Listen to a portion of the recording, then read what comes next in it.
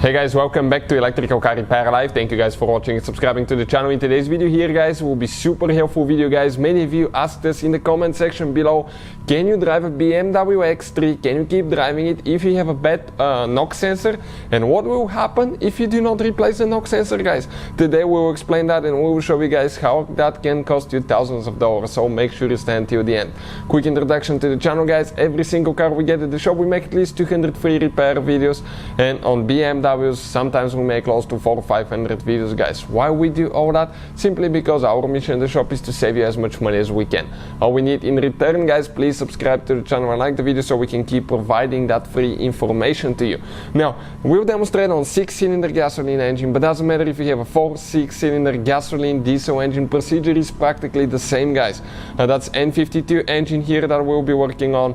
Now if you guys need to buy knock sensor replacement parts, tools, anything like that for your BMW, check out the links in the description of the video below. We will share them for your convenience. So doesn't matter guys what BMW you have, okay, the consequences will be the same if you don't replace the knock sensor and you keep driving guys, and we will explain why.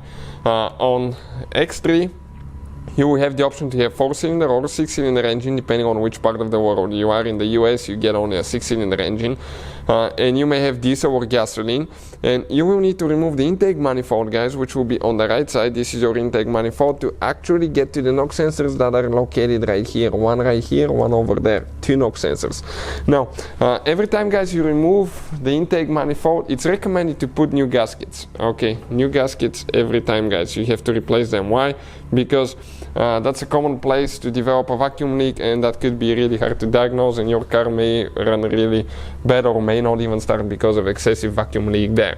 Once you remove the intake manifold, you're going to get to the point that you see the knock sensors. Both of them, you replace them at the same time. They come to one connector usually guys, could be flat or round connector, and there is a special tool that you have to use actually, okay, to remove the knock sensors, okay, and that tool is called reverse torques, okay, like this one. But what is guys, okay, what are the knock sensors, what they do, and what will happen if you don't replace them? They detect guys if your engine, the explosions inside the cylinders are happening too early, and it will send a signal, it will catch that vibration, it will tell the computer, okay, we need to adjust that, slow down the timing, retard it a little bit, so everything can be nice, okay, running again. And if you don't replace them when they're bad guys, you will have that early explosion happening.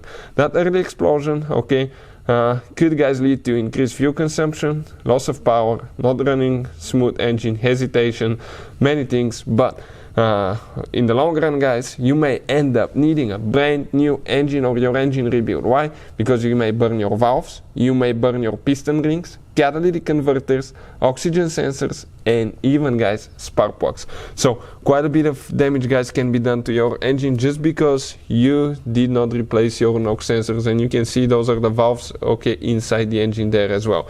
So hopefully guys the video will be helpful to any of you trying to figure out what are the consequences. Please guys, replace it as soon as you can. Thank you for watching and see you guys next time.